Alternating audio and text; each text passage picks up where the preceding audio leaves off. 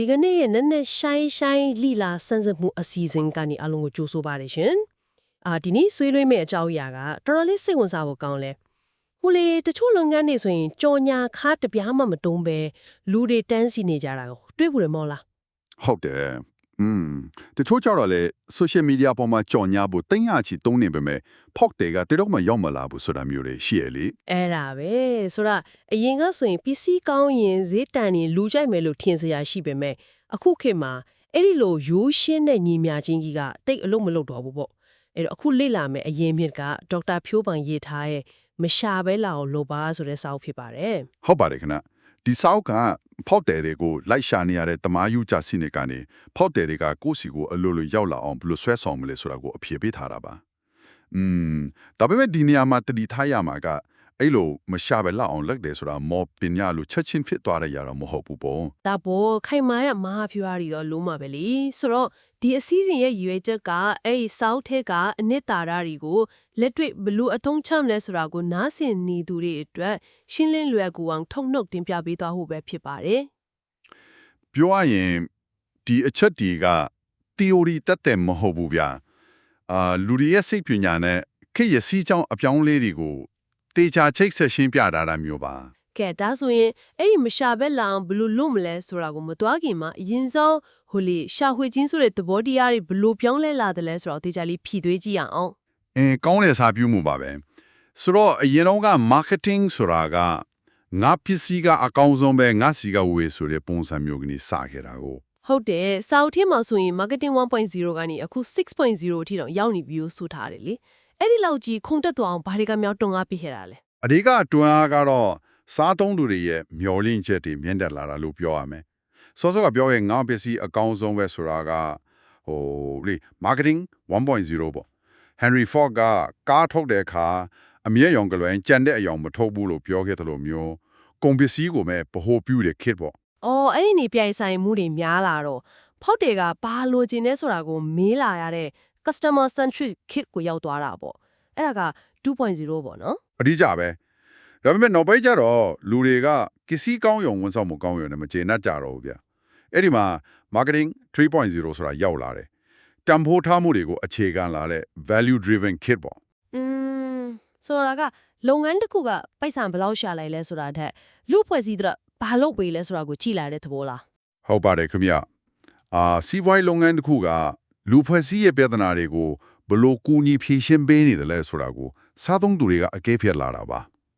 စာအုပ်ထဲမှာပြထားတဲ့ Unilever ရဲ့ Sustainable Living Plan ဥပမာကိုကြည့်ရင်တော်တော်ရှင်းသွားမယ်ဟိုလေတဘာဝပတ်ဝန်းကျင်ကိုထိန်းသိမ်းမယ်လူနေမှုအစဉ်တာမြင့်တင်ပေးမယ်ဆိုတဲ့ CSR အစီအစဉ်တွေကနေသဆင့်စားသုံးသူတွေရဲ့ရင်ဘတ်ကိုလှမ်းနိုင်တာမျိုးပေါ့မှန်ပါတယ်အများအစွန်းတစ်ခုတည်းမဟုတ်တော့ပဲလူသားတွေနဲ့ကဘာမျိုးကိုပါထည့်စဉ်းစားလာရတယ်အဲ့လိုတန်ဖိုးထားမှုတွေကနေသဆင့် Digital Kit Marketing 4.0 နဲ့ 5.0 ကိုကုပြောင်းလာတဲ့အပိုင်းကတကယ်ကိုပို့ပြီးစိတ်ဝင်စားဖို့ကောင်းတယ်ဟုတ်တယ်ကျမလည်းအဲ့ဒီအပိုင်းကိုသဘောကျတယ်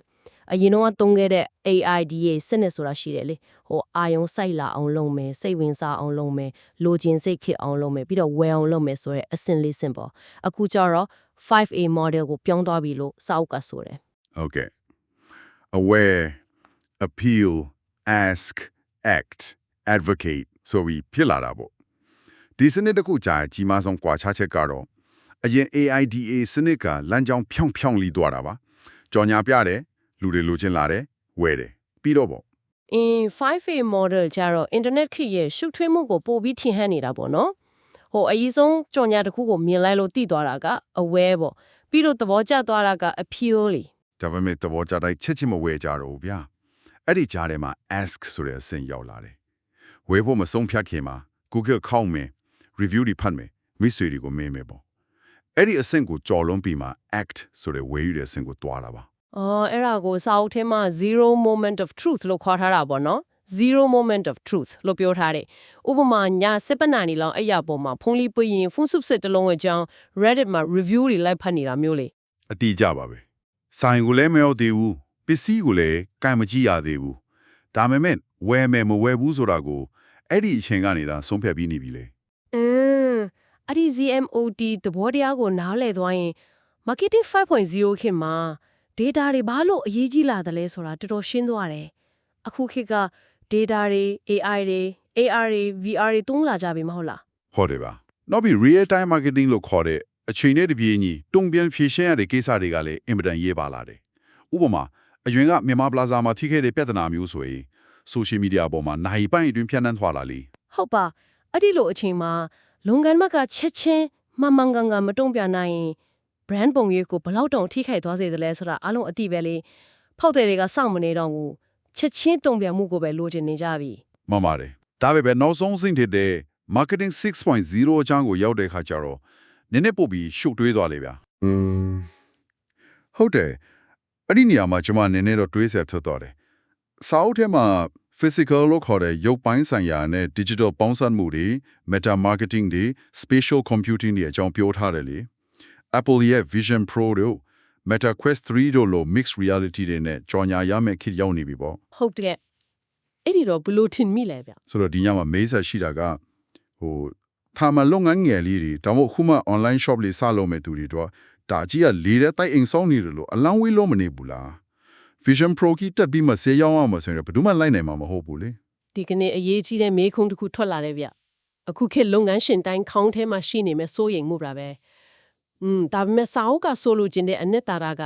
နေပညာပစ္စည်းတွေကိုလိုက်ဝယ်ခိုင်းတာမဟုတ်ပါဘူး ။အော်ဒါဆိုပါတော့အဓိကဆိုလို့ချင်တာလေ။အခြေခံအကြောင်းဆုံးအချက်ဖြစ်တဲ့လူတွေရဲ့အာရုံစိုက်မှုခါ affordance ဆုံးငွေကြေးဖြစ်တဲ့ဆိုတာကိုမြင်အောင်ပြချင်တာပါ။အရင်ကလူတွေရဲ့အာရုံကသတင်းစာထဲမှာရှိတယ်။နောက်တော့ TV အခုကျတော့ phone screen တွေစီရောက်လာတယ် သဘောပေါက်ပြီနောက်ဆိုရင် spatial computing လိုမျိုးမျက်မှန်နဲ့စီရောက်သွားနိုင်တယ်ဆိုတဲ့သဘောပေါ့ ။ဟုတ်ပါတယ်။ဆိုလိုတာကလူတွေရဲ့အာရုံစိုက်မှုရှိနေတဲ့နေရာကိုမြန်ဆုံးလိုက်နိုင်ဖို့နဲ့အဲ့ဒီနေရာမှာကိုယ့်ရဲ့တည်ရှိမှုကိုမြန်မြန်ဆန်ဆန်ဖန်တီးနိုင်တဲ့ခေတ်နဲ့အညီပြောင်းလဲနိုင်တဲ့စိတ်ဓာတ်မျိုးရှိဖို့ကိုဆိုလိုတာပါ Okay ရှင်းသွားပြီအာယုံစိုက်မှုဟောင်ငွေကြီးဆိုရင်အဲ့ဒီငွေကြီးကိုရအောင်ကျမတို့ဘယ်လိုလုပ်မလဲဒီလောက်သတင်းချက်လက်ဒီပြည့်နေနေတဲ့ခေတ်ကြီးမှာကိုလာပြီးအာယုံစိုက်ဖို့ဆိုတာမလွယ်ဘူးလေအဲ့ဒီအတွက်စာအုပ်ကအကြံပေးတာက brand positioning နဲ့ media asset တွေတိစောက်ဖို့ဆိုတာပဲ ဟုတ်တယ်ဗျာ positioning ကိုတေချာနားလေဖို့တက်က coffee sign တဲ့ sign ဖွင့်တဲ့ဥမာနဲ့ကြည့်အောင်အရင်ဆုံးဈေးကွက်ကိုအပိုင်းခွဲလိုက်တယ်ဥမာចောင်းသားတွေလားရုံးသမားတွေလားပေါ့ဗျာ ပြီးရင်ကိုကအေးစစ်စစ်အလုပ်လုပ်ချင်တဲ့ freelancer တွေကိုရွေးချယ်လိုက်တဲ့ပေါ့နော် မှန်ပါတယ်အဲ့ဒီနောက်မှာအဲ့ဒီ freelancer တွေရဲ့ခေါင်းထဲမှာ internet မြန်မြန်နဲ့တနည်းကုန်ထိုင်လို့ရတဲ့ coffee sign ဆိုတဲ့နေရာတနေရာရအောင်ဖန်တီးခြင်းဟာ positioning ပါပဲအဲ့ဒီလိုဖောက်တဲ့ရဲ့စိတ်ထဲမှာနေရာတေချာရသွားပြီဆိုမှသာဖောက်တဲ့ကမရှာပဲလာမှဖြစ်ပါတယ် အဲ့ဒီလိုနေရာယူဖို့အတွက် brand လေးမျိုးတိစောက်လို့ရတယ်လို့စာအုပ်ကဆိုထားတယ်ပထမတစ်ခုက founder brand ပေါ့ကိုပိုင်မင်းလာစာနဲ့တွားတာဥမာ KFC မှာ Colonel Sanders လိုမျိုးလေဒုတိယက company brand ဆိုတော့ Coca-Cola လို company နာမည်ကြီးကိုတိစောက်တာ တတိယက category brand ဆိုတော့ Samsung ရဲ့ Android phone တွေလိုမျိုးကန်တာတစ်ခုလုံးကိုစားပြုသွားတာပါစတုတကတော့ product brand ပေါ့ Apple ကထုတ်တဲ့ iPhone လိုမျိုးပစ္စည်းနာမည်တီးထန်က brand ထင်နေတာမျိုးဗျာ ဒါပေမဲ့အခုမှစမဲ့သူတွေအနေနဲ့ဆိုရင်တော့ဘယ်ကနေစတာအကောင်းဆုံးဖြစ်မလဲအားလုံးကိုတပြိုင်နက်တည်းလို့ဖို့ကမလွယ်ဘူးလေ ငွေကြေးရင်ကအယမ်းမကြီးဘူးဆိုရင်တော့ founder brand ကနေစတင်တည်ဆောက်တာအထီရောက်ဆုံးပါပဲဘာလို့လဲဆိုတော့လူတွေဟာ logo တစ်ခုထက်စာရင်လူသားကြောက်ရဲ့မျက်နှာကိုပိုးပြီးယုံကြည်လွယ်လို့ပါ ဟုတ်တယ်နော်ကိုယ့်ရဲ့မျက်နှာကိုယ့်ရဲ့ဇလံကိုယ့်ရဲ့အသိပညာတွေကိုစာပုံအသံဗီဒီယိုတွေအဖြစ်ပြောင်းပြီး content တွေအဆက်မပြတ်တင်နေလာကကိုယ်ပိုင် media asset တွေတိစောက်နေတာပဲမဟုတ်လားဒီနေရာကတကယ်ကိုစိတ်ဝင်စားစရာကောင်းလာတဲ့အပိုင်းပဲ ဒီအချက်ကိုပိုချေပြတဲ့မြင်ခွင့်နဲ့ချိတ်ဆက်ကြည့်မယ်ဆိုရင်တကယ်ကိုအရေးပါတဲ့မဟာဖြူဟာမျိုးရွေးချယ်မှုတစ်ခုပါပဲ ဒါဆိုရင်ဒီဖြစ်စဉ်ကြီးကိုကျွန်မဒီလိုမြင်ကြည့်လို့ရမလားလုပ်ငန်းတစ်ခုကသူတို့ရဲ့ကိုယ်ပိုင် media asset ကြီး content တွေကိုစက်တိုက်ဖန်တီးနေတယ်ဆိုတာသူတို့ပတ်လည်မှာကြီးမားတဲ့တန်လိုက်ဆက်ကွင်းတစ်ခုတိစောက်နေတာနေတူတယ်အရင်လုံးကလိုလမ်းထိပ်ထွက်ပြီးအော်ခေါ်စရာမလိုတော့ဘူး တိတ်မှန်တာပေါ့ဥပမာလေးကတော်တော်မိတယ်ဗျာကိုကကမ်ပူရှိတဲ့အကြောင်းအရာတွေဆိုတဲ့ရှက်စစ်တအားနဲ့တန်လိုက်ဆက်ကွင်းကိုအသက်သွင်းလိုက်တာနဲ့အဲ့ဒီဆက်ကွင်းတဲ့ဝင်လာတဲ့သူတွေကကိုကလိုက်ဖမ်းစရာမလိုပဲအလိုလိုဆွဲငင်ခံရပြီးရောက်လာတော့တာပဲ အဲ့ဒါကမရှာပဲလာအောင်လုပ်တဲ့အဓိကတော့ချက်ပဲနော် media asset တွေများလာလေလေကိုယ့်ရဲ့တန်လိုက်ဆက်ကွင်း area ကပိုကျဲလာလေလေဖြစ်ပြီးကိုယ့်ကိုယုံကြည်တဲ့သူတွေပိုများလာမှာပဲ ဟုတ်ပါတယ်ခင်ဗျာ ကဲတန်လိုက်ဆက်ကွင်းလက်ကိုလူတွေရောက်လာပြီဆိုပါစို့အဲ့ဒီရောက်လာတဲ့လူတွေကိုကျွန်တော်တို့ဗာပြောမလဲဒီနေရာမှာမှန်ကန်ထရောက်တဲ့ message လိုလာပြီဗျာ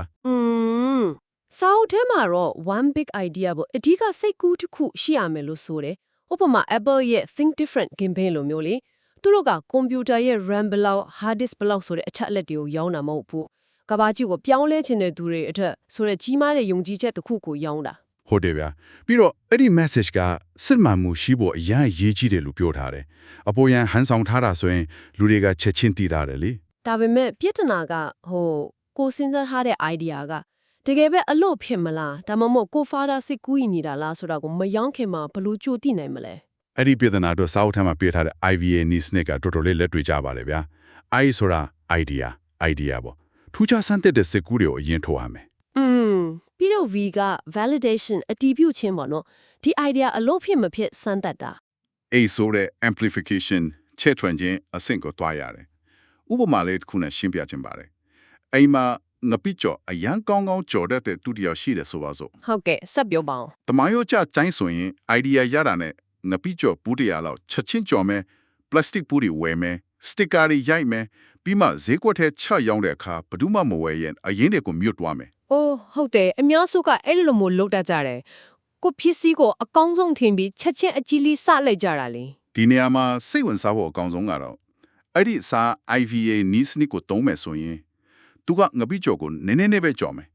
လာလာပပလေးတပ်ဖုံရိုက်မယ်ဒီငပိကျော်လေးမှာဘယ်လိုပါဝင်ပစ္စည်းလေးတုံးရတယ်ဆိုတော့စစ်မှန်တဲ့ဇလန်လေးရေးပြီး Facebook ပေါ်တင်လိုက်မယ်ဒါက validation စင်ပါပဲ အော်ဒါဆိုရင် idea တိုင်းကိုကြီးကြီးမားမားအကုန်အကြခံပြီးချက်ချင်းမလုပ်သေးပဲရေးစမ်းကြီးတဲ့သဘောမျိုးပေါ့မှားသွားရင်တောင်အကုန်ကြနည်းနည်းနဲ့မြန်မြန်သိနိုင်တဲ့သဘောလား ဟုတ်ပါတယ်ဗျတကယ်လို့အဲ့ဒီ post အောင်မှာဘယ်မှာဝယ်လို့ရလဲဈေးဘယ်လောက်လဲဆိုတော့မေခွန်အခု90လောက်တက်လာပြီဆိုမှသာတကယ်ကြော်ပြီးရောင်းပါမယ်အဲ့ဒီလိုတကယ်အလုပ်ဖြစ်ပြီဆိုတာတေချာမှကြော်ညာကထည့်ပြီး boost လုပ်တာက amplification ပါပဲ ဝါဒီနီလင်းကတကယ်ကိုလုံခြုံစိချရတယ်ကိုယ့်ရဲ့အကြကိုရှေ့ကျမတင်ပဲ data ပေါ်အခြေခံပြီးဆုံးဖြတ်ချက်ချတာပဲ validation အစစ်မှာဘယ်သူမှစိတ်မဝင်စားရင်တောင်ကို့မှာဘာအရင်မှမရှုံးလိုက်ဘူး ဟုတ်တယ်ဗျအဲ့ဒါကခေတ်သစ်စီးပွားရေးမှာစမ်းသပ်မှုတွေဘယ်လောက်အရေးကြီးလဲဆိုတာကိုပြနေတာပါ Okay idea လက်အလုပ်ဖြစ်ပြီဆိုတာတေချာသွားပြီဒါဆိုရင်တေချာစမ်းသပ်ပြီးသား idea တွေကိုဘယ်သူစီရောင်းမလဲအားလုံးကိုရောင်းလို့တော့မရဘူးလी ဒါပေါ့အဲ့ဒီမှာတီးတန့်ဈေးကွက်ဆိုတဲ့ niche market ကိုရှာဖွေဖို့နဲ့လေပတ်မှုစောက်ဝန်းဖန်တီးဖို့လိုလာပါပြီ စာအုပ်ထဲမှာတော်တော်လေးပြက်ပြက်သားသားပြောထားတဲ့စကားတစ်ခုရှိတယ်တာမန်လူတွေအတွက်တာမန်ကုန်ပစ္စည်းတွေထုတ်တာပဲဆိုတဲ့အမတ်တန်စိတ်ဟာဘယ်တော့မှမထင်ရှားနိုင်ဘူးတဲ့ အတိအကျပါပဲလူတိုင်းကိုလိုက်ရောင်းလို့မရဘူးဗျာ niche market တခုကိုတေချာပစ်မှတ်ထားရမယ် ဥပမာ action camera လို့ပြောလိုက်တာနဲ့လူတိုင်းက GoPro ကိုပြေးမြင်ကြတယ် productivity software လို့ပြောလိုက်ရင် Notion လို့ပြေးမြင်တယ်သူတို့ကလူတိုင်းသုံးဖို့ထုတ်ထားတာမဟုတ်ဘူးတီးတန့်လူအချက်ရှိတဲ့သူတွေအတွက်ပဲအတိအကျထုတ်ထားတာလေဒါပေမဲ့တချို့လူတိုင်းရှင်တွေကစိုးရင်ကြတယ်ဈေးကွက်ကိုအရန်ကျင်းလိုက်ရင်ရောင်းရတဲ့အရေးအတွက်နည်းသွားမိအမြတ်နည်းသွားမလားပေါ့ အဲ့ဒီလိုစိုးရင်တကြတာတဘာဝပါဗျာဒါပေမဲ့စာအုပ်ထဲက software marketing cycle လို့ခေါ်တဲ့စီးပွားရေးလဲပတ်မှုစက်ဝန်းကိုနားလည်သွားရင်အဲ့ဒီစိုးရင်မှုတွေပျောက်သွားပါလိမ့်မယ် niche market ဟာဈေးကွက်ကိုကျင်းသွားစေတာမဟုတ်ပဲကိုယ့်အတန်ကိုပိုပြီးကျယ်လောင်သွားစေတာပါ အဲ့ဒီဆက်ဝန်းကဘလို့အဆင့်တွေပါလဲဆိုတာရှင်းပြပေးပါလား software စက်ဝန်းမှာအဆင့်6ဆင့်ပါပါတယ်ပထမကမြင်စီးပေါ်ဖောက်တဲ့ဒီကိုယ့်လုပ်ငန်းကိုမြင်လာအောင်လုပ်ရမယ်ဒုတိယက main ask မြင်ပြီးစိတ်ဝင်စားသွားရင်မြင်းစုံစားလာအောင်လုပ်ရမယ်တတိယက buy ယုံကြည်ပြီးဝယ်ယူသွားအောင်လုပ်ရမယ်ဒီသုံးဆင့်ကတော့တာမန်အယောင်းဝယ်ပါပဲဗျာ ဟုတ်ကဲ့အဲ့ဒါကတော့ပုံမှန်ပဲဒါဆိုတကယ်လူဝတ်ချက်ကနောက်က30မှာရှိတာပေါ့တနည်းပြောရင်ဝယ်ပြီးသွားတဲ့အချိန်ကစပြီးတကယ်ဂိမ်းကစတာပေါ့နော် အမှန်ပေါ့စက်တုထကထပ်ဝယ် repeat purchase ပါတခါဝယ်ပြီးပျောက်သွားတာမျိုးမဟုတ်ပဲကျင်းနှလွန်းလို့ထက်ခါပြန်ဝယ်အောင်လုပ်ရမယ်ပัญจမကညုံ refer ပေါ့သူတို့ကိုယ်တိုင်သဘောကျလွန်းလို့တခြားမိတ်ဆွေတွေကိုပါဟိုဆိုင်မှာဝယ်ကြည့်အရန်ကောင်းတယ်ဆိုပြီးညွှန်းပေးလာအောင်လုပ်ရမယ် နောက်ဆုံးအဆင့်ကတော့ဘာဖြစ်မလဲ စက်တမကတော့တင် post ပါဗျာဒါကတော့အမြင့်ဆုံးအဆင့်ပါပဲဖောက်သေးတွေကိုယ်တိုင်ကသူတို့ရဲ့ social media တွေပေါ်မှာကိုယ်ထုတ်ကုန်အကြောင်းဂုဏ်ယူဝင်းကြွားစွာတင်ပေးအောင်လုပ်ရပါမယ် 5A model တော့ကပြောခဲ့တဲ့ advocate အဆင့်နဲ့အတူတူပါပဲဒီဆက်ဝန်းကြီးလည်းပတ်သွားပြီဆိုရင်ကိုကဖောက်သေးတွေကိုအမြဲတမ်းလိုက်ရှာနေစရာမလိုတော့ပဲ ရှိပြီးသားဖောက်သေးတွေကပဲစင်ပွားပြီးရှာပေးသွားပါလိမ့်မယ် ဒါဆိုရင်ဒီအချက်တီအားလုံးကဘာကိုဆိုလိုချင်တာလဲဆိုတာတော်တော်ရှင်းသွားပြီတချို့ကဈေးခွက်ကျင်းသွားရင်ရောင်းအားကျသွားမလားလို့စိုးရင်ကြတယ်ဒါပေမဲ့တီးတန့်ပင်မတ်ကိုတီချာသိရင်ပိုပြီးတော့သစ္စာရှိတဲ့ဖောက်သေးတွေရနိုင်တယ်ဆိုတဲ့တပေါ်ပဲနော်တစ်ခါဝယ်ပြီးထားလိုက်တာမဟုတ်ပဲအချင်းချင်းပြန်ဝယ်ရလို့သူ့တစ်ပါးကိုပါညွန်ပေးအောင်လှုပ်ဆောင်ရမယ်လက်ဖက်မှုဆက်ဝန်းရဲ့အရေးပါပုံပဲ ဟုတ်ပါတယ်ခင်ဗျအဲ့ဒီနေရာပါစာအုပ်ကထောက်ပြထားတဲ့နောက်ထပ်သတိထားစရာလေးတစ်ခုရှိသေးတယ်ဗျပြီးပြည့်စုံအောင်စောင့်နေတာထက်စတင်လှုပ်ဆောင်ပြီးမှပြင်ဆင်သွားတာကပိုကောင်းတယ်တဲ့ အာဟုတ်တယ်စာအုပ်ထဲမှာ case 1နဲ့ case 2ရှင်းပြထားတယ်လေ case 1ကအရာရာဆုံးလေမှတ်စမယ် website ကအစအဖြစ်ပြောစရာမရှိအောင်လမ်းမှတ်စမယ်ဆိုပြီးအချင်းဆွဲနေတဲ့သူ case 2ကတော့ရှိတာလေးနဲ့စလိုက်ပြီးဈေးခွက်ရဲ့တုံ့ပြန်မှုအမားတွေထက်ကနေတင်ယူရင်းပြင်ဆင်သွားလဲသူလက်တွေ့မှာ case 2ကအမြဲတမ်းပို့ပြီးအောင်မြင်မှုရလိမ့်ရှိတယ်လို့ဆိုတယ် ကဲဒီချက်ကအယမ်းမှန်ပါတယ်ဗျအထူးသဖြင့်ဒီလိုအပြောင်းလဲမြန်တဲ့ခေတ်ကြီးမှာအားလုံးပြည့်စုံမှုစောင့်နေရင်နောက်ကျကြံခဲ့မှသိကြပါတယ်ဈေးကွက်ထက်အရင်ဝင်ရောက်ပြီးဖောက်သည်စီကရတဲ့ data တွေနဲ့အဆက်မြက်ပြုပြင်မှုမှန်တော့တာကအထီးရောက်ဆုံးနီးလန်းမှာပဲ ကဲအချင်းလက်တော်တော်လေးရောက်လာပြီဆိုတော့ဒီကနေ့လေးလာခဲ့တဲ့မရှာဘဲလာအောင်လို့ပါဆိုတဲ့အယူဆကိုပြန်ပြီးခြုံငုံအနှစ်ချုပ်ကြည့်ရအောင်မိမိရဲ့ဖောက်တယ်တွေကိုအမော့ကောင်လိုက်လံရှာဖွေနေမဲ့အစားကိုကတန်ဖိုးရှိတဲ့တန်လိုက်ဆက်ကွင်းတစ်ခုဖန်တီးရမယ် ဟုတ်ကဲ့အဲ့ဒီအတွက်ခိုင်မာတဲ့ brand positioning ကိုချမှတ်ရမယ်ပြီးတော့စစ်မှန်တဲ့ one big idea ကိုဖော်ထုတ်ပြီး IVN စနစ်နဲ့စမ်းသပ်ချက်ထွင်ရပါမယ် ဟုတ်တယ်ပြီးတော့တိကျရဲ့ niche market ကိုပြင်မှတ်ထားပြီးစင်ဆက်မပြတ်လဲပတ်နေတဲ့ marketing cycle ကြီးတစ်ခုဖန်တီးရမယ်ဆိုတာပါပဲနားဆင်နေသူများအနေနဲ့ဒီချက်လက်တွေကိုမိမိတို့ရဲ့လုံကန်ခွင်ဒါမှမဟုတ် personal brand တိဆောက်ရမှာချက်ချင်းလက်တွေ့တုံးချခြင်းနိုင်ပါတယ် ဒီနေရာမှာတစ်ခုထပ်ဖြစ်ချင်တာကဒီ theory ဒီနိစနစ်တွေကိုတည်ုံတတ်တဲ့နေတော့ဘာမှပြောင်းလဲလာမှာမဟုတ်ဘူးရလက်တွေ့စတင်စမ်းသပ်အကောင့်ထဲ format တာတကယ်ရက်လက်ကိုမြင်တွေ့ရမှာပါခေတ်ရေးစည်းကြောင်းတွေဘလို့ပဲပြောင်းလဲသွားပါစေလူတွေရဲ့အာယုံစိုက်မှုကိုနားလည်ပြီးစမနဲ့တန်ဖိုးတွေပေးဆွနိုင်ရင်အမြဲတမ်းရှင်းသနိုင်မှာပါ ဒီနေ့အစီအစဉ်ကိုမဆုံးသတ်ခင်မှာနားဆင်သူတွေကိုနောက်ဆုံးတွေးတောစရာလေးတစ်ခုခြံရစ်ခဲ့ခြင်းပါတယ်စောစောကကျမတို့ဆွေးနွေးခဲ့တဲ့ AI နဲ့ spatial computing တွေပေါင်းမြင်လာမဲ့ marketing 6.0 kit အကြောင်းကိုပြန်တွေးကြည့်ပါ အဲ့ဒီခေတ်ကတကယ်ကိုစိတ်ဝင်စားဖို့ကောင်းတယ်ဗျာ စဉ်းစားကြည့်ပါနိပညာတွေကလူတွေဘာလိုချင်နေလဲဆိုတာကိုသူတို့ကိုယ်လိုက်မရှာဖွေခင်ကလေးကကြိုတင်သိရှိနေတဲ့ခေတ်ကိုရောက်နေပါပြီလူတွေကစာရိတ်ရှာစရာတော့မလိုတော့ပဲ AI ကအလိုလျောက်ညွှန်းပေးမဲ့အနေအထားမျိုးပါ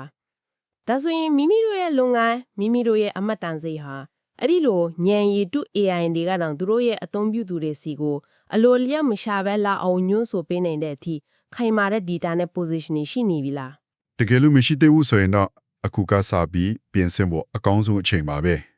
ဟုတ်ပါတယ်ရှင်ဒီနေ့ရဲ့နည်းနည်းရှင်းရှင်းလေးလာဆန်းစစ်မှုစီစဉ်ကိုအဆုံးထိလိုက်ပါနာဆင်ပေးခဲ့တဲ့ကျေးဇူးတင်ပါတယ်